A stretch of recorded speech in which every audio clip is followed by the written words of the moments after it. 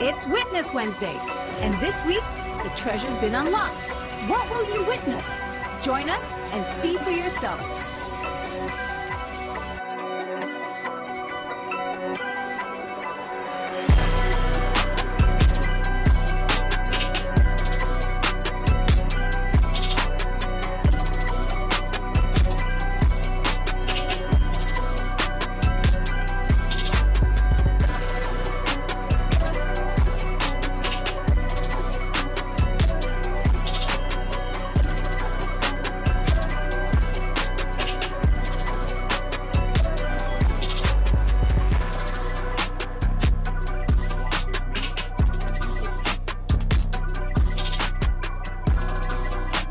Shalom Yasharallah, Yahweh, Ba'ashem, Yahushua, Barakatam. I'm the Nasha Yaslan, and with me, I got the mighty cadet Enoch. Today we'll be bringing forth Witness Wednesday, number 23, Patrilineal Lineage. Some of you may be wondering, what does that even mean? Well, that's my job, is to explain exactly what that means. And seeing that it is Witness Wednesday, number 23, I wanted to make it a little symbolic for the number. If you're familiar with our DNA and our genome, and seeing that we have 23 chromosomes, in those 23 chromosomes, the mother and father have a very important role in providing genes that will help develop and form the child, whether it be male or female. But in the Bible, we see that there is a paternal lineage. So yes, the mother and father play a big role in how that child is formed pertaining to the genes, but it is important to understand the paternal lineage, hence the class. So let's go ahead and get some science before we get into these scriptures. Alrighty. You can see here we have a DNA strand right there behind the Witness Wednesday, because we're going to be talking a little bit about DNA before we even go into the patrilineal lineage. The human genome includes 21,000 or so genes spread out along 3 billion base pairs of DNA. This DNA is distributed among 23 chromosomes, of which we have 2 sets. We inherit 1 set from each parent. Each chromosome includes a single linear molecule of DNA with its own set of genes. Chromosomes are numbered according to their size, and genes are arranged along them in a specific order. So a gene near the tip of the short arm of chromosome 4 in one person will be found in the same location in everyone. This means that each of our genes can be mapped to a specific place on a specific chromosome. Humans have 23 pairs of chromosomes. The first 22 pairs are called autosomes. The last pair are called sex chromosomes, and they are different between males and females. Most females have 2 X chromosomes, and most males have an X and a Y. Now let's get a chart so you can see exactly what we're talking about when it comes to these 23 chromosomes. For each chromosome pair, 1 comes from each parent, both arranged in the same order, but with slight variations in their DNA sequences. So you can see here we have that they're longer from 1, and they start to get shorter all the way to the 22nd. And these are called the autosomes. And then for the final one, we have the sex chromosomes, which is going to be either 2 X's, which would be most likely female. And then you have an X and Y, which would most likely be a male. And these complete our genome, or how we're constructed as human beings. The mother and father play a big part in how you are created, how you are formed, how you are shaped.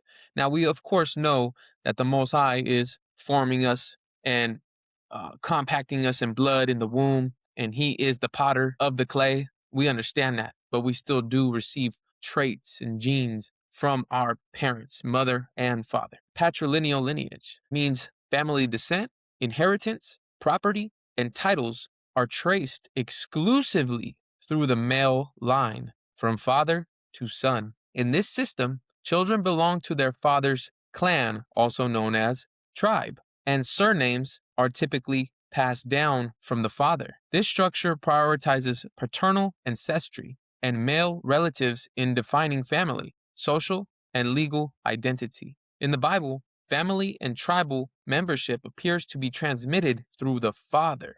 For example, a person is considered to be a priest or Levite if his father is a priest or Levite. And the members of all the 12 tribes are called Israelites because their father is Israel, also known as Jacob. Now, for a Levite to be a priest, the priests were chosen from the lineage of Aaron. Yes, Aaron comes from Levi, and they would be Levites, but to be a priest, you would have to come specifically from Aaron. Okay. Now, yes, if you descend from a Levi, you would be a Levite. But to be a priest, it was very specific because you had to be the offspring of Aaron. Now, we could take this back all the way to Genesis. Genesis chapter 5, verse 1. This is the book of the generations of Adam. In the day that God created man, in the likeness of God made he him. Khan, the book of the generations of Adam, his offspring. We know he had Cain, Abel, and Seth. These are the generations of Adam. Doesn't say the generations of Eve. It's directly speaking to the father's lineage, his offspring. All right. Let's go and check this out. Numbers 1 and 18. And they assembled all the congregation together on the first day of the second month, and they declared their pedigrees after their families, by the house of their fathers, according to the number of the names, from 20 years old and upward, by their polls. Khan. This scripture is very important in proving the patrilineal lineage. Numbers chapter 1 and verse 18. They declared their pedigrees after their families. Now, it didn't just stop there. It says, by the house of their fathers. Okay. A pedigree is a record of your ancestry. And how did they go back to check the ancestry? By the house of their fathers. Okay. If you wanted to know somebody was a priest, you would have to check that person's pedigree and make sure that his fathers went all the way back to Aaron. That's how they would be able to determine whether that person could be a priest or not. And we'll actually be getting an example of that pretty soon.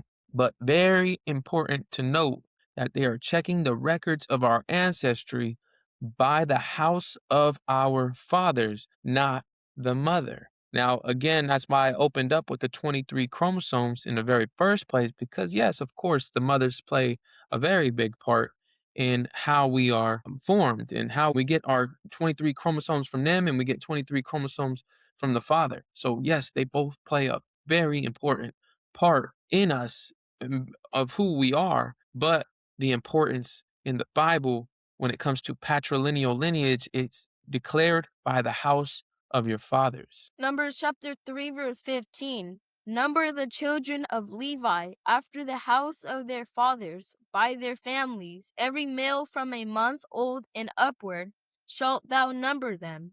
Just a supporting precept to what we just seen in Numbers 1 and 18. Number the children of Levi after the house of their fathers. You would check their pedigree and make sure that their lineage went all the way back to Levi. And they were keeping records of this. I want you all to keep that in mind. We had records of our pedigrees, of our ancestry written down. So and so begat, so and so begat, so and so begat. That's what it would say. And we're going to see an example of that coming up. Oh, actually, one of the most important pedigrees is going to be, of course, Yahushua HaMashiach, Jesus Christ. Go ahead. Matthew chapter 1, verse 1. The book of the generation of Yahushua Mashiach, the son of David, the son of Abraham. Verse 2. Abraham begat Isaac, and Isaac begat Jacob, and Jacob begat Judas and his brethren. Verse 3. And Judas begat Phares, and Zerah of Thamar, and Phares begat Esrom, and Esrom begat Aram. So you see, we're going from Abraham right here, right? We're going from Abraham. And then you got Isaac. And then you got Jacob. And they had major covenants with each one of them. Okay. And then Jacob begat, it says Judas, but it's Judah. Okay. Judah and his brethren. So you see, and we know that Christ is from the tribe of Judah. Okay. You can find that in Revelations chapter 5. Now, you see, we have a patrilineal lineage here in Matthew chapter 1, the very first chapter of the book of Matthew. It's giving you the pedigree of Yahushua Mashiach, Jesus Christ. And it's giving you the fathers, the lineage of the fathers. Abraham begat Isaac. Those are males. Abraham, a male, begat Isaac. Isaac begat Jacob. Jacob begat Judah. This is the lineage, okay? Patrilineal lineage. Go ahead, verse 4. Verse 4. And Abraham begot Amminadab, and Amminadab begat Nahson, and Nahson begat Salmon. And verse 5. And Salmon begat Booz of Rechab, and Booz begat Obed of Ruth, and Obed begat Jesse. Verse 6.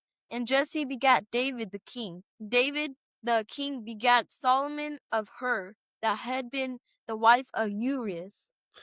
So Aminadab begat Nahshon, and Nahshon begat Salmon, and Salmon begat, it says Booz, is Boaz, right? Boaz, and Ruth. That's why it says Boaz begat Obed of Ruth, right?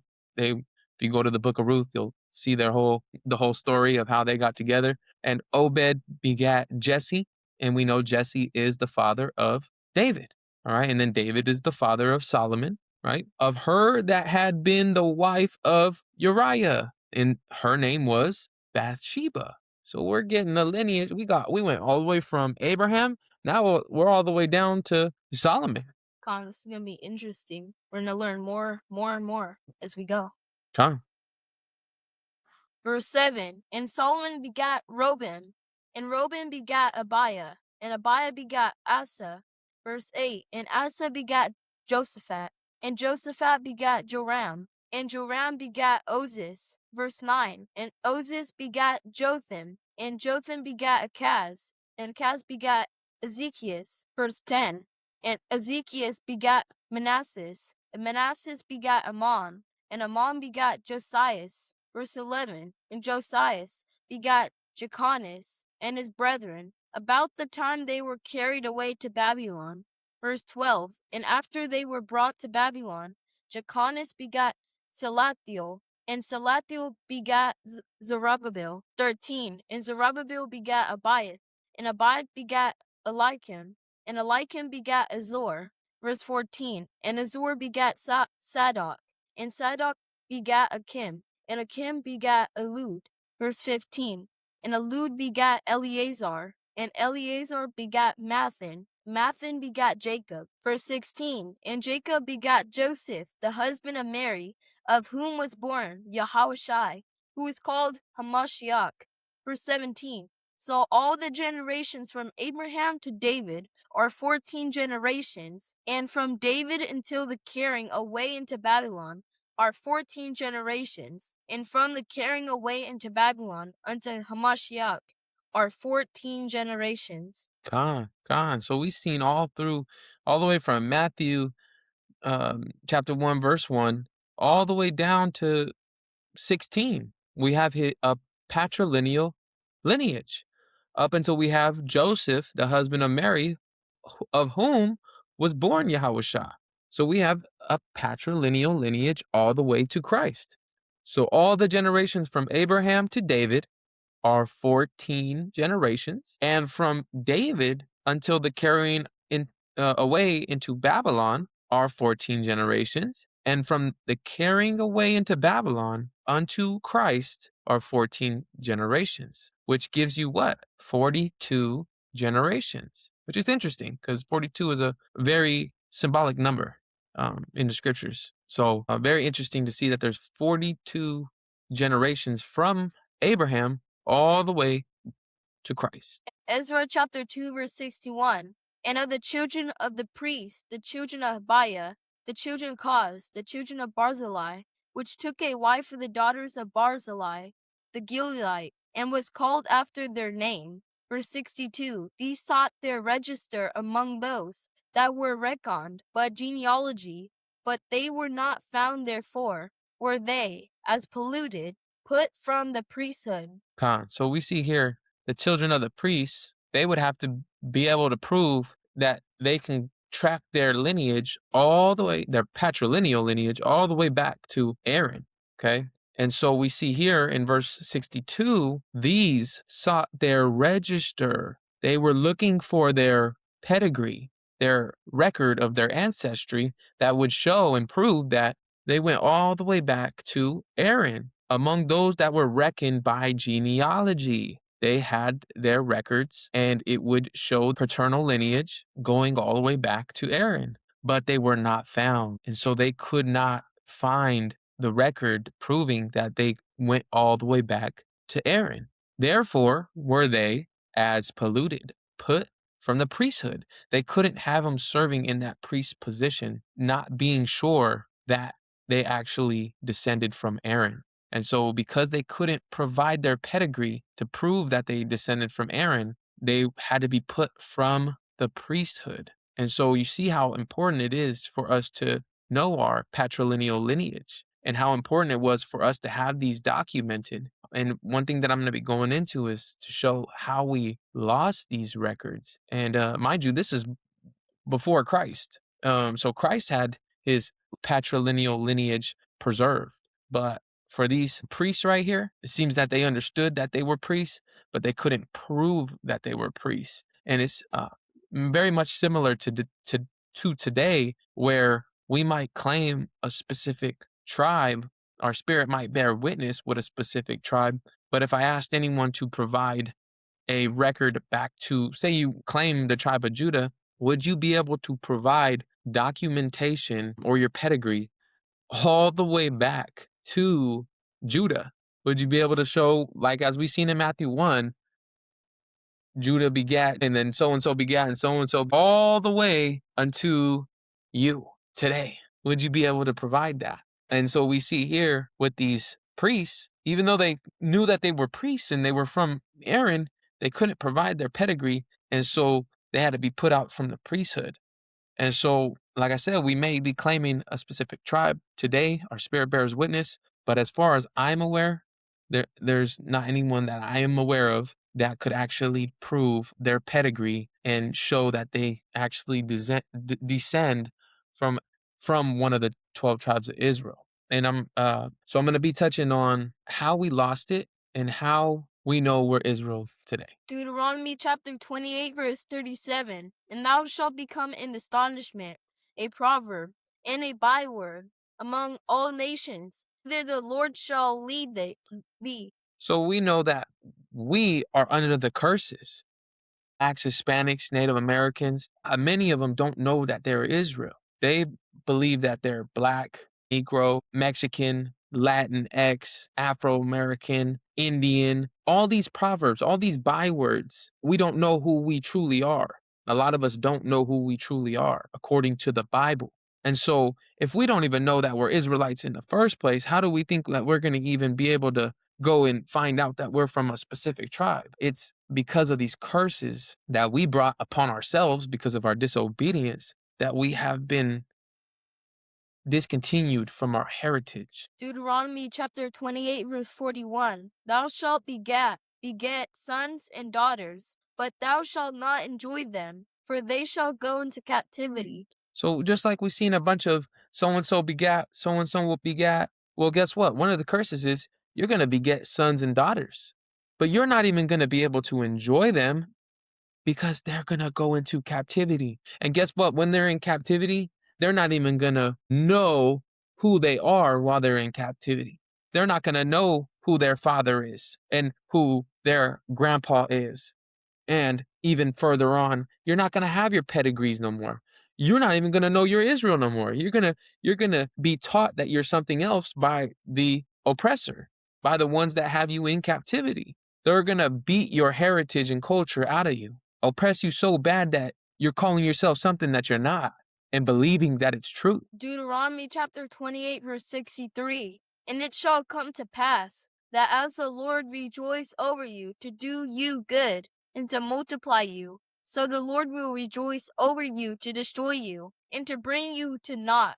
And ye shall be plucked from off the land, whither thou goest to possess it.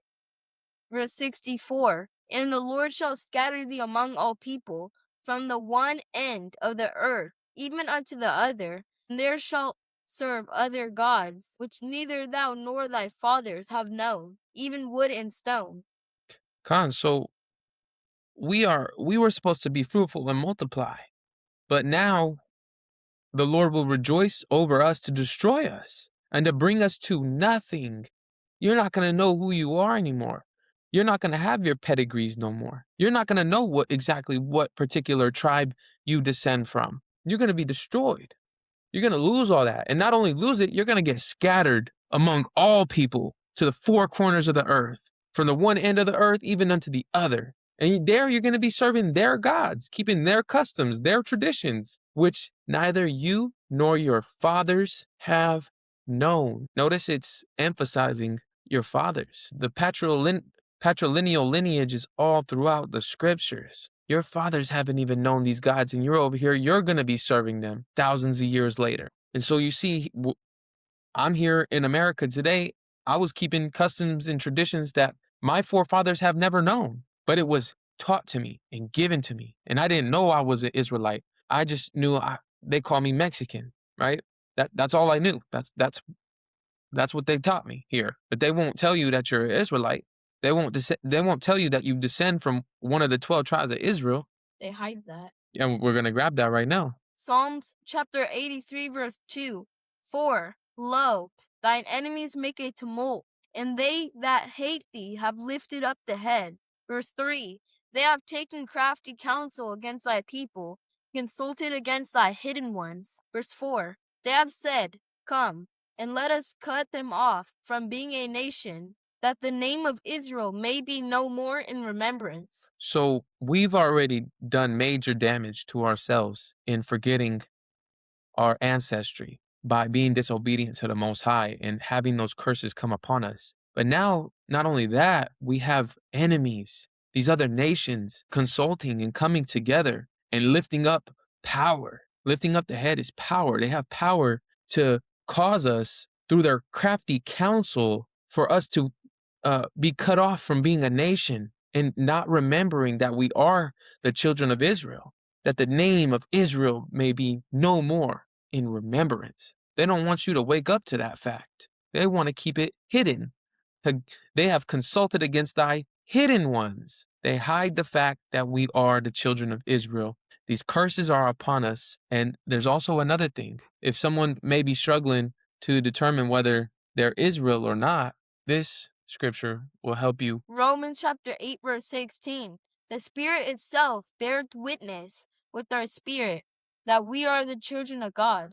So your spirit has to bear witness with the scriptures, with the truth. The Spirit itself beareth witness with our spirit. When I read this word, I see my forefathers all through it. I receive it wholeheartedly. I believe it without a shadow of a doubt that this word is true, that this is history, that this has been hidden from us. And I bear witness that we are the children of God. I bear witness that this word, this Bible, is written for and given to the children of Israel so that they may have it and learn who they truly are according to the Bible, according to the Word of God, and realizing and bethinking ourselves in the land of our captivity. Bethinking is to remember. We are remembering who we truly are. And so our patrilineal lineage is very important and something that was very precious. But because of all these captivities, because of our disobedience,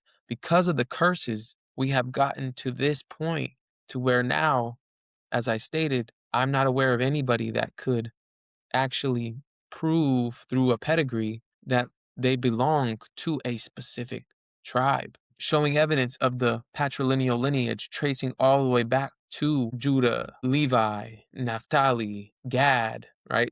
I don't know of anybody that could actually provide that evidence of them having a pedigree tracing all the way back to one of our forefathers of the 12 tribes of Israel. But we see the curses on us. That's a sign for us to know that we are the children of Israel. And not just the curses, but the blessings too. And also, our spirit should be bearing witness to this word, to the truth, and seeing that this is our forefathers in these scriptures. And we'll end it with this last scripture. 1 Timothy chapter 1 verse 4. Neither give heed to fables and endless genealogies, which minister questions, rather than godly edifying which is in the faith. So do. Con. So somebody can try and give you an endless genealogy, claiming it to be truth, claiming to be this, claiming to be that. At the end of the day, my spirit bears witness with the truth that I am a descendant of the 12 tribes of Israel, and I have been shown by the Most High much truth. The scriptures say that you will know them by their fruits. And so instead of me trying to claim anything, my actions will prove that I am a child of Israel. My actions will prove that. My faith, my determination, my understanding, my relationship with the Most High. These things will prove that I am a child of Israel. And so me understanding that and having my children, I have 3 sons, and they will grow up knowing that they are the children of Israel. Now, what particular tribe? I don't know. But what I do know is that, Most High willing, if I go to the kingdom of heaven, there will be 12 gates with the names of the 12 tribes of Israel written on them, and the Most High will decide where I will be placed. And then will I know exactly what tribe that I descend from. But until then, you will know them by their fruits. Your spirit should bear witness to the truth, and you will have these curses and blessings upon our people to identify exactly who are the children of Israel today here on the earth. And so with that, family, I hope you enjoyed this patrilineal lineage lesson. I find it very important to teach our people how important it is to have fathers raising their sons and raising them up in this truth and teaching them who they truly are according to the Bible. So with that, family, we say Yahweh, Yahweh, Bashem, Bashem, Yahweh Shah, Barakatam, Shalom.